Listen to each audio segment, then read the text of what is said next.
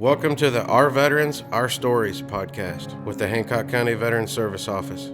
This is where we give our local veterans an opportunity to share their stories with our community and beyond. There is a real brotherhood among all vets, and it will be great to help others to know their stories about serving our country. And it gives us an opportunity to introduce the community to our team at the Hancock County Veterans Service Office so people can learn a little bit more about what we do and how we can help. Today we're here with Kim Williams, a wonderful veteran from our community. Kim was the Veteran of the Year last year. Kim, you want to open up by just telling us a little bit about yourself? My name's Kim Williams. I grew up in Cary, Ohio, graduated from Cary. I have a son who's 21, going to be 22 next month. What are some things that you maybe are involved in? I am involved, I'm a Veteran Service Commissioner. I am an officer at AMVETS Post 21 in Findlay. I go to the meetings at Post 21 and do all of the minutes and everything for that.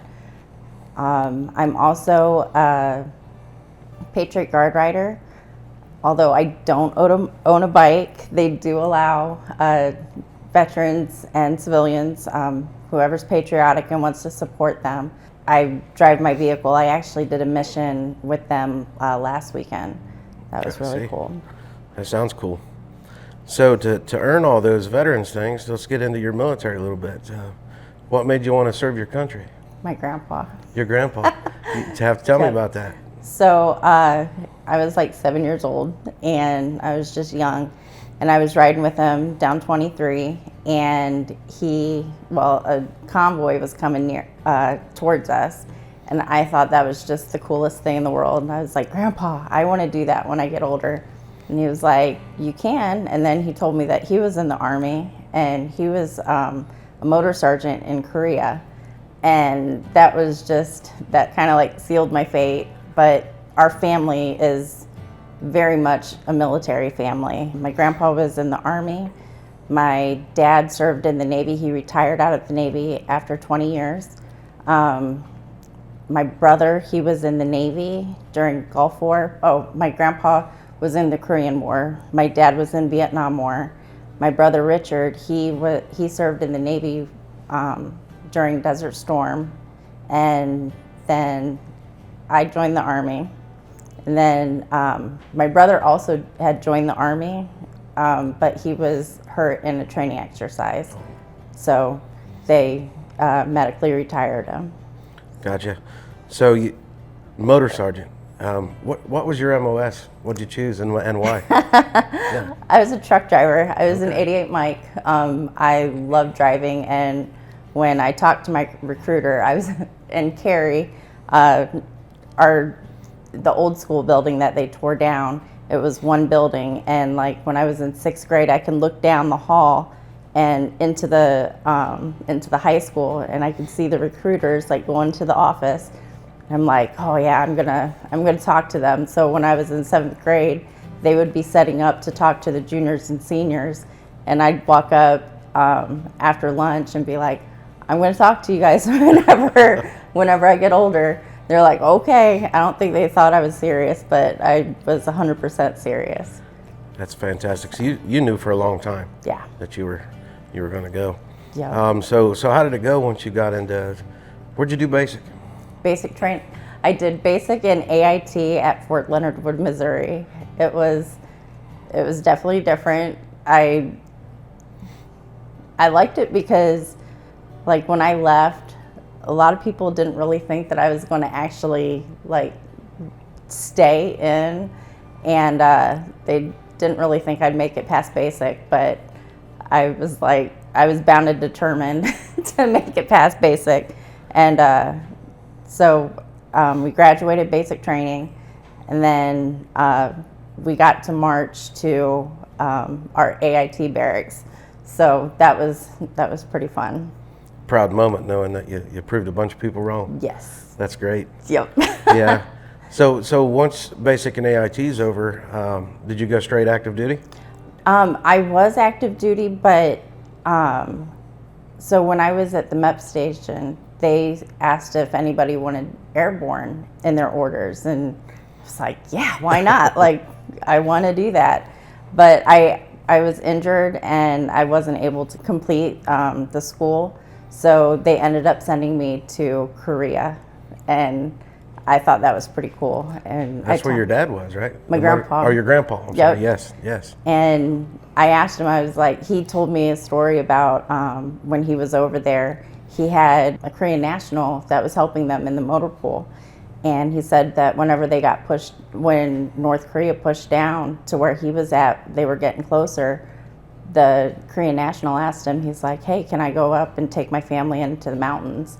And my grandpa was like, of course. So he left, and then when I got orders, I asked my grandpa, I was like, well, what's his name? I'm going to find this guy. Oh, wow.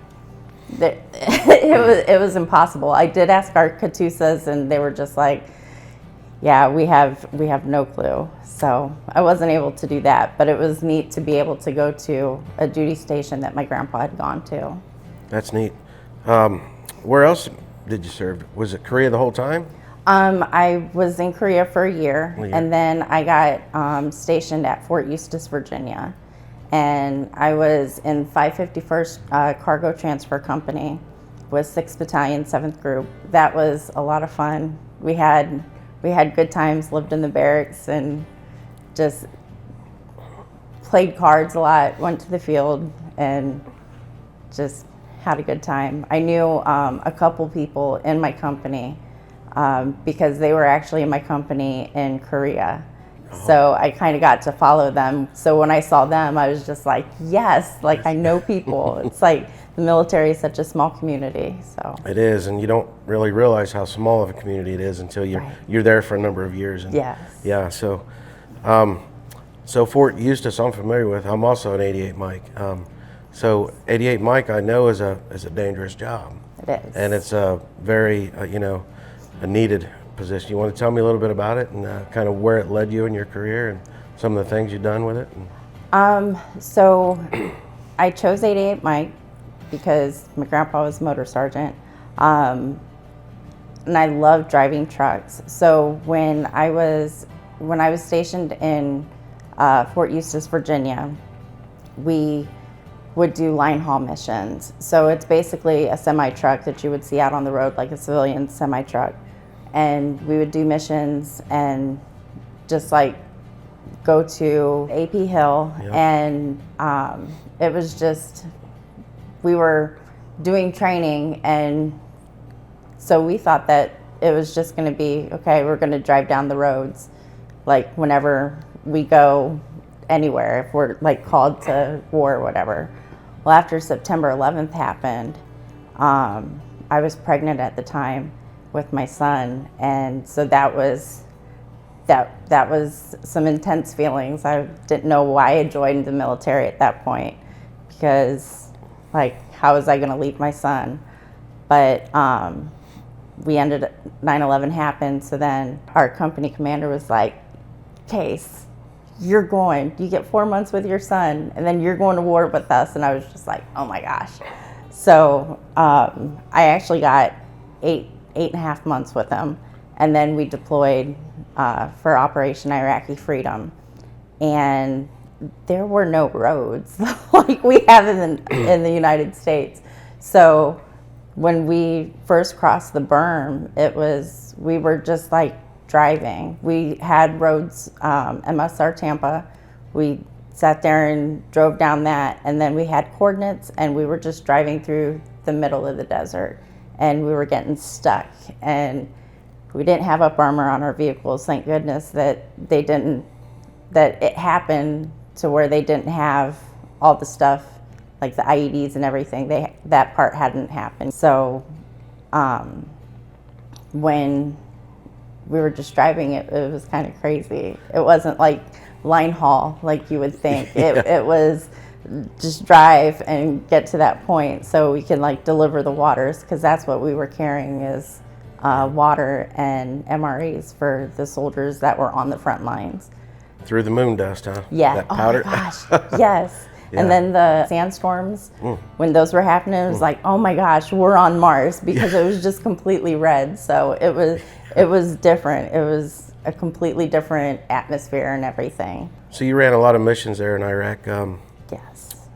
You there in 03, 04? What was your years there? I was there in 03, January to, I believe it was July or August. And then we came back for about a year, and then went back over 04, 05. And then we came back, and then we went for about a year, and then we went back for 06, 07. And then that was my last deployment with 89.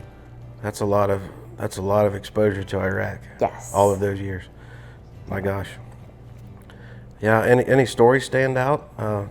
Any funny stories, or any stories you want to share about maybe deployment or mobilization or anything at all? So it was at our first deployment. We were at our camp called Cedar, where we had basically pulled off the side of the road and said, okay, we're setting up tents and we're just going to stay here.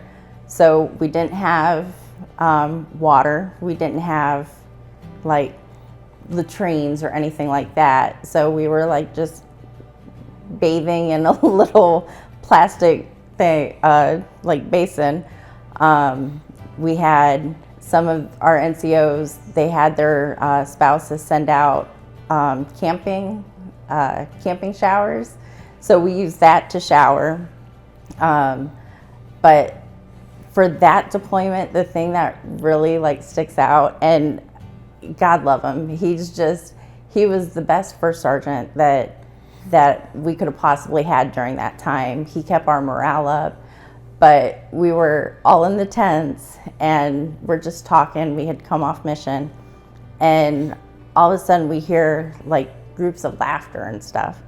So we're like, what the heck? And we just kind of ignored it. And then all of a sudden our first sergeant like army crawled into the tent, and it was so like comical and like just out of nowhere, but it was awesome. It's good to have that leadership that keeps up that morale. Yes, especially like that. So in between mobs, you were at Eustis. What did you do at Fort Eustis? I mean, what was your daily life like on Fort Eustis? Truck maintenance. That was one thing that was so important.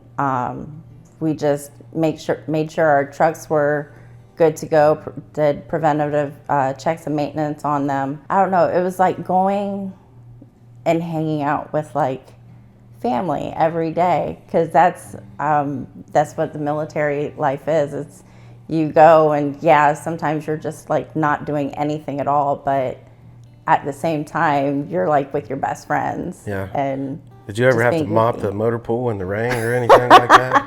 No, but in Korea, oh man, and I fell for it. I was looking for some ID-10T forms, had no idea, brand new private military. I had no clue. I felt like such an idiot because they were like, Case, you need what form? Like an ID-10T form. They're like, what do you think that is? I was like, I have no idea. They're like, why don't you write it down? So I wrote it down, and it hit me like a ton of bricks. I was like, oh my God, you guys are messing with me. Yeah, that's a good one there. Yeah, it was like comical because you sit there and like pick on each other. Yeah, I remember myself getting an exhaust sample off a generator and taking it in. Yeah. So I had a bag of exhaust and took it in to get it tested. I fell for that one. Yeah. Box of grid squares. Yeah, right. Yeah. Oh my gosh. In 551 Cargo Transfer Company, they had like the big Connex. They pick up Connexes. Well, those tires are huge. The Rets? Yes. Yes, yep. So the tires are huge, like taller than me, taller than guys. And they had like brand new tires. So the little nubs, I heard of people making them like, hey, we have to get these up to regulation. You got to cut all those little nubs off. And they were just sitting there like, but it's all in fun. And I think throughout the whole military, it's like, that's just the kind of atmosphere it is. You like pick on people, but in the most loving way. Yeah. So Would you choose 88 Mike again if you had to do it all over? I would. You would? I would. That's a good sign right there. Because I love driving. Yep. I got to see parts of Iraq that I wouldn't have been able to see if I wasn't an 88 Mike. And just the people, I do everything exactly the same, because then that would mean that I'd have all the same people. I want the same people with me because they were a rowdy crowd, but they were so much fun. So, and they're my family. They always will be. That's great. So what'd you end up doing? You got out of the service. I did. And what'd you do after the service? I didn't really know what I wanted to do after I got out. I went to school to be a medical assistant, and I was a medical assistant at a plastic surgeon's office it was about a year, and that was fun, but I wasn't making enough money. So then I had a friend, Michelle, and she was like, hey, come do this job with me, like your medical experience and your military experience you could use all that here. And so I worked at a place called Bellum, and we were a government contractor, and it was the coolest thing. I got to work with the pararescue jumpers in the Air Force, and they are a bunch of like badass guys. They are. They really are. were awesome. Yeah. I had found a device that to sit there and speak like how you and I are talking, and they wanted something to sit there and put into use for their helicopters. And so it's like just a regular conversation in each other's language, but you could sit there and just like talk like you and I are talking and completely understand. Wow. And it was the coolest thing, but we ended up losing our funding. So after that, I didn't have a job, and it was a really hard time for me. So I actually ended up moving back home to Ohio.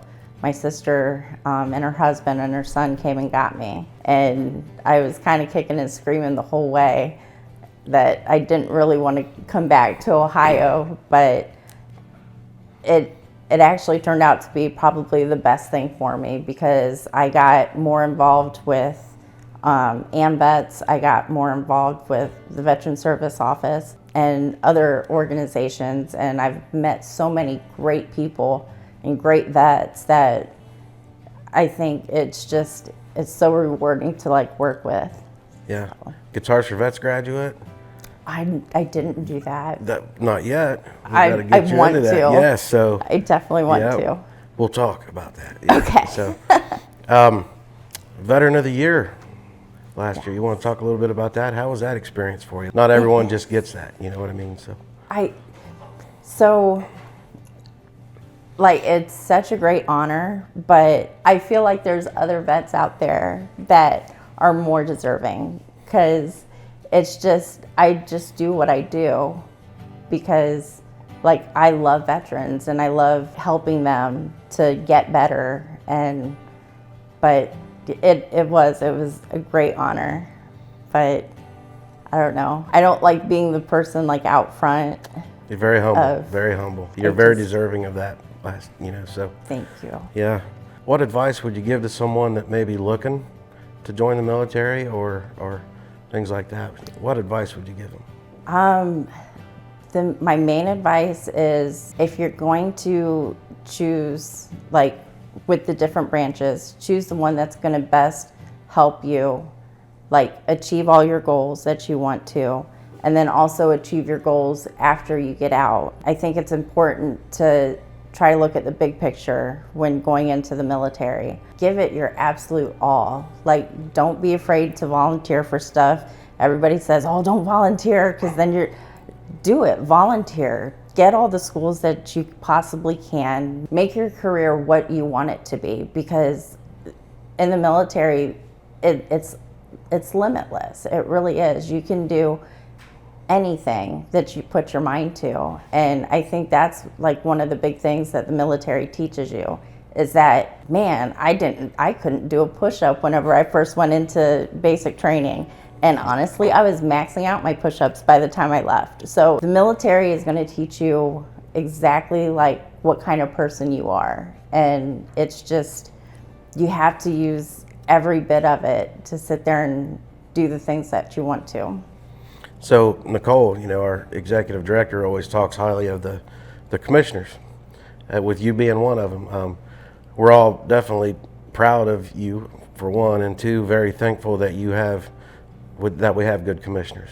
We do and support from the commissioners. So, but the Veteran Service Office, you guys knock it out of the park all the time, and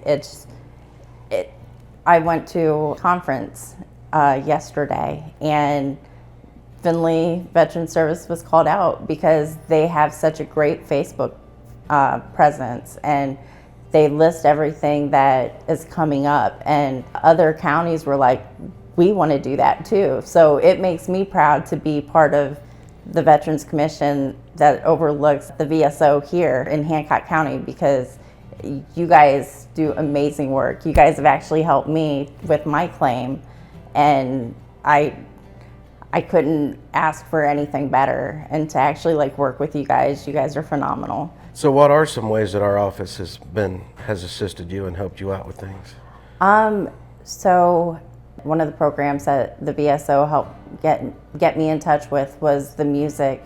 I can't think of the name. GI Tunes? Yes, GI Tunes. Yes, that's a very good one. That helped me so much, mentally, because music can pull you out of anything. It could uplift your spirits, and especially when you need it. I sat there and I completed that, and I still use the music list that she had created for me, because you can't help but to be happy whenever you're listening to it. Some other programs, they have meetings on Mondays at 5, and that's the Veterans Discovering New Life group. That's fantastic. That also helps me. I haven't been to it in a couple of weeks because of work, but we do have it now Thursday at 11 a.m. also.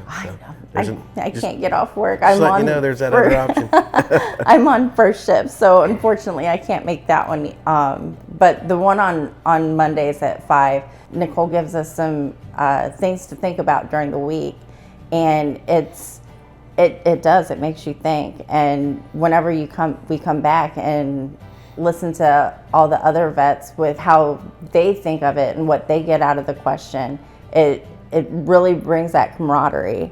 And it's okay, I'm not the only one thinking this way, and it really does help, because I think veterans, we find ourselves being okay, well, I don't want to burden anybody with some of the things I'm thinking about, or with any of my problems, but to sit there and sit with other veterans and talk about some of the stuff that it's hard to sit there and talk to our families or whatever about, because they don't understand. But who understands better than another vet? So that really does help. Absolutely. I'm also in that group, and one of the things I love about it is the age range. We've got from early 30s to late 70s, and so you find out that someone that maybe was a Vietnam vet or any other vet thinks the same as you. It doesn't matter where you're at in time. The things are the same, and you can relate to those people. Absolutely. It's wonderful. Another way that the VSO helped me is when I lived in Virginia, I tried to do my claim, and I can't even remember what organization it was, but I remember that they gave me a packet of paper and said, here, fill this out. They didn't help me at all. And then I brought it back, and there was somebody else in the office, and I handed it to them. They're like, oh, well, that's the wrong packet. And I'm like, you guys gave this to me. And they're like, no, that's the wrong packet. So they gave me another one. I went back a third time after filling it out, and there was somebody else, you have the wrong packet. And I was just I was fed up, and I stopped. I was I'm not dealing with this anymore. They don't care. So when I moved back to Ohio, Kyle was like, hey, come in and talk to us. And I'm like, I just don't trust it. And then I sat down and talked with him, and he sat there and helped me from beginning to end, and he made it easy. And he sat there and listened to me, helped me through the whole process, and I was actually able to get my claim done. So, and I did get a percentage, so, and it helps. And I feel like anytime anybody asks me, well, who do I go to help? Go to your veteran service office. Go, if you don't know who it is, Google it. I will sit there and help Google it for people that are like out of state. Like, you know, you have to go to your veteran service office because they're there to help you. And it's that way across the United States. So, but we're really lucky. Our Findlay VSO is amazing. The best, right? They are. They really are. They're like, they're setting the example for all other VSOs. So you did end up with some injuries in the service. Yes. So I didn't, because I was a truck driver, like, you know, it's just like the wear and tear is what my back is. It was like when we were driving across the desert, like they had air ride seats. Okay, well, that's fantastic. But as soon you go on a bump and you're up here, and then all of a sudden you slam down with all of your gear on, and that couple hundred times. Yeah. The gear was heavy. It was like driving in a truck. You have the gear on, and it's like it weighs you down, and you're like climbing up into the truck, and you're like at the fuel point, and then you're like trying to get everything done. And I'm 5'3" on a good day. and it just, I don't know, all of it just, it becomes heavy. So I feel like it just, like, it compacted my spine. And I have, you know, arthritis in my spine, and I have degenerative disc disease. My sciatic nerve is completely messed up because, like the big guys, they could just like throw that stuff on and they're like, yeah, let's go. But I was a bigger guy, and I tell you what, you got your vest, your combat load, all that stuff, your DAPs, your side plates, and you're looking at like 42 pounds or so, and you're sitting in your seat like this with the wheel. And by the way, wear your seatbelt. You know, right? Yeah, yeah. And then all the bouncing you're doing is just throwing you all over that truck, and just that's pretty intense. I could just imagine someone with a smaller stature like that just taking on that same load as a bigger person. And there was females that were smaller than me. We had males that were small too. But of course we want to be like, females can sit there and do like anything a guy can do. Yeah, like some females, they absolutely can. But it does wear and tear on your body, definitely to a certain degree. That's my back, what's going on with that. I was close to an IED. It was like it hit the truck right in front of me and at the Cloverleaf by Biop. Yeah. And we were on our way home, and we had gotten intel. They're like, you know, at the Cloverleaf, you need to, no matter what, you just keep on moving. And the truck in front of me, like, it exploded on the driver's side, and I was the truck directly behind him. And like when the shock blast went off, it like pushed me back in my seat. And then just before I was being med boarded for my back, but then I had a seizure, and like I don't remember the seizure. I remember my son being like, "Mom, you kept on telling me to go to bed in the bathroom," and I'm like, "No, I didn't." He was like, "You did." But they said that I had right temporal scarring, and the doctor or the neurologist said, well, I've never actually seen it. They always say, well, it's going to be here. And they said that, well, we seen it on your scan. So they didn't connect it to the military. So I don't know But after that, because I was like trying, I was like, please let me stay in. I have 10 years in. Like, over that hump, right? Yeah, I was like right there. And they're like, no, you definitely can't stay in. You have seizures now. Like, you can't do it.